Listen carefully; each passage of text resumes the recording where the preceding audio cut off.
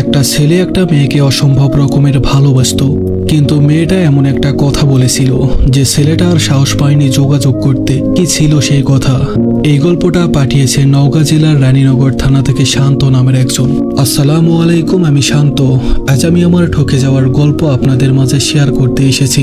আমি একটা মেয়েকে অসম্ভব ভালোবাসতাম, এখনো বাসি, আর ভবিষ্যতেও ভালোবেসে যাব। তবে আমি তার নামটা বলতে চাই না। আমি চাই না তার কোনো ক্ষতি হোক, হাজার হোক। সে আমাকে ভালো না বাসলেও আমি তো তাকে ভালোবাসি। তবে শুধু এতটুকুই বলতে চাই, তার বাসা ছিল আবাদপুকুরের আশেপাশে। আমাদের পরিচয়টা হয়েছিল 2024 সালের 15ই ডিসেম্বর আমার একটা বোনের মাধ্যমে। পরে আমি জানতে পারি আমাদের পরিচয়ের আগেই নাকি আমি ওর পছন্দের মানুষ ছিলাম। কথাটা শুনে কেমন যেন ভালো লাগা কাজ করছিল ভেতরে। তো যাই হোক, পরিচয় হওয়ার পর ধীরে ধীরে কথা বলা শুরু হলো। আস্তে আস্তে আমাদের কথা বলা বেড়ে যায়। ওর সাথে কথা বলা আমার অভ্যাসে পরিণত হয়েছিল। আমি দিনে একবেলা ভাত কম খেলেও সমস্যা নেই, কিন্তু ওর সাথে আমার কথা বলতেই হবে। যত দিন যাচ্ছিল ওর প্রতি আমার মায়া বেড়েই যাচ্ছিল। একদিন কথা না বললে আমার কেমন কেমন লাগতো, আমার মন চাইতো ওর সাথে দিনে 24 ঘন্টায় কথা বলি। তো এভাবেই কিছুদিন চলে যায়। পরে ডিসেম্বর মাসের 21 তারিখ আমি তাকে প্রপোজ করি, সেও রাজি হয়ে যায়। তারপর থেকে দিনরাত 24 ঘন্টায় আমাদের কথা হতো। আস্তে আস্তে আমাদের সম্পর্কটা গভীর হয়। আমরা একে অপরকে ছাড়া থাকতেই পারতাম না। এভাবেই কিছুদিন যাওয়ার পর আমি আমার পরিবারের সাথে তার পরিচয় করিয়ে দিই। সে আমার আব্বু আম্মুর অনেক পছন্দের ছিল। আমার আব্বু আম্মুর সাথে মাঝে মধ্যে কথা বলতো, আবার আমার আম্মুর সাথে সে অনেকবার দেখাও করেছে। আমার আব্বু ওকে মা বলে ডাকতো। তারপর থেকে আমাদের ভালোবাসা আরও বেড়ে যায়। ওর একটা ছোট ভাই ছিল, আমি তাকে আদর করে কেলটু বলে ডাকতাম। অনেক মজা করতাম আমি ওর সাথে। তো এভাবেই আমাদের রিলেশনের 1 বছর খুব সুন্দরভাবেই কেটে যায়। কিন্তু তারপর থেকেই কেমন জানি সবকিছু বদলে যেতে শুরু করলো। হঠাৎ করেই সে আমাকে ইগনোর করা শুরু করলো। আমি যেটাই বলি যাই করি সবকিছুতে সে ভুল ধরতো। আগে যেখানে আমার একটা মেসেজের জন্য অপেক্ষা করতো, সেখানে এখন আমার ফোন গেলেই সে বিরক্ত হতো। আমার সাথে কথা বলতে চাইতো না। কল দিলে কল কেটে দিত, মেসেজ দিলে রিপ্লাই করতো না।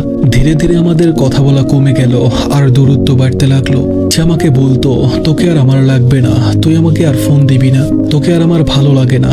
আমি তবুও বেহায়ার মতো তাকে ফোন দিতাম একটু কথা বলার জন্য। কিন্তু সে সবসময় আমাকে অবহেলা করতো, কথা বলতো না। আমি ওর অবহেলা মানতে পারতাম না, তবুও সবকিছু সহ্য করতাম, কারণ আমি যে তাকে অনেক বেশি ভালোবাসতাম। একদিন তার সাথে কথা না হলে আমি পাগলের মতো হয়ে যেতাম। আমার মাথায় প্রচন্ড যন্ত্রণা করতো, এখনো করে। দিনের পর দিন অবহেলা সহ্য করেছি, শুধু এই আশায় হয়তো একদিন সবকিছু আগের মতো হয়ে যাবে, কিন্তু কিছুই আর আগের মতো হয়নি। তো 2026 সালের 25শে এপ্রিল আমাদের শেষ কথা হয়। তারপর থেকে আর আমাদের কোনো কথা হয়নি। আমি আর ওর সাথে যোগাযোগ করিনি, কারণ সে এমন একটা কথা বলেছিল। তারপরে আমি আর ওকে মেসেজ করিনি। সে আমাকে বলেছিল, আজকের পর থেকে তুই যদি আমাকে মেসেজ দিস তাহলে তোর জন্মের কোনো ঠিক নেই, আপনারাই বলুন। তারপরে আমি তার সাথে কিভাবে যোগাযোগ করি, তবে আমি এখনো একটা উত্তর খুঁজে পাই না। আমি তো কোনো অপরাধ করিনি, কোনো অন্যায় করিনি, তার সাথে ঝগড়াও করিনি। তাহলে কেন সে আমার সাথে এমনটা করলো?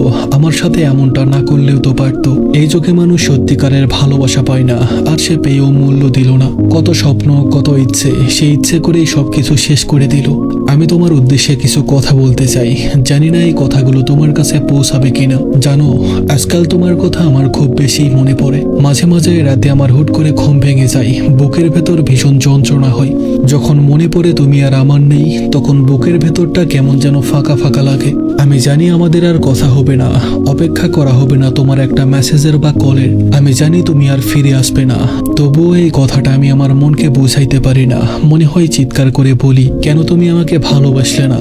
কেন তুমি আমার হয়ে থাকলে না? কেন তুমি আমাকে ছেড়ে গেলে? কি দোষ ছিল আমার? এই কথাগুলো তোমাকে আর বলা হলো না, কারণ তোমার সাথে কথা বলার যে কোনো রাস্তায় আর খোলা নেই। জানো, আমি প্রতিদিন ভাবি তোমাকে আমি ভুলে যাব, কিন্তু তবুও তোমাকে আমার মনে পড়ে যায়। তুমি পাশে থাকলে হয়তো দিনগুলো এমন একাকিত্বে কাটতো না। তুমি ভালোবাসো না জেনেও আমি তোমাকে পাগলের মতো ভালোবাসি। কল্পনায় আমি তোমাকে আগলে রাখি। একটাবার ভেবে দেখো তো, আমি কল্পনায় যদি তোমাকে এতটা ভালোবাসি, তাহলে বাস্তবে তুমি যদি আমার হতে, আমি তোমাকে ঠিক কতটা ভালোবাসতাম। তোমাকে কল্পনা করেই আমি সারাটা দিন কাটিয়ে দিতে পারি। তুমি আমার হৃদয়ের একদম গভীরে আছো। তোমাকে ভুলে যাওয়ার যে আমার কোনো সাধ্য নেই। তুমি হয়তো বা আমায় ভুলে গেছো, তবে আমি তোমায় 1%ও ভুলতে পারিনি। আমি এখনো তোমায় নিয়ে স্বপ্ন দেখি, তোমাকে নিয়ে সংসার সাজাই। আমি জানি তুমি হয়তো আর ফিরে আসবে না। আমি তবুও তোমার জন্য অপেক্ষায় আছি।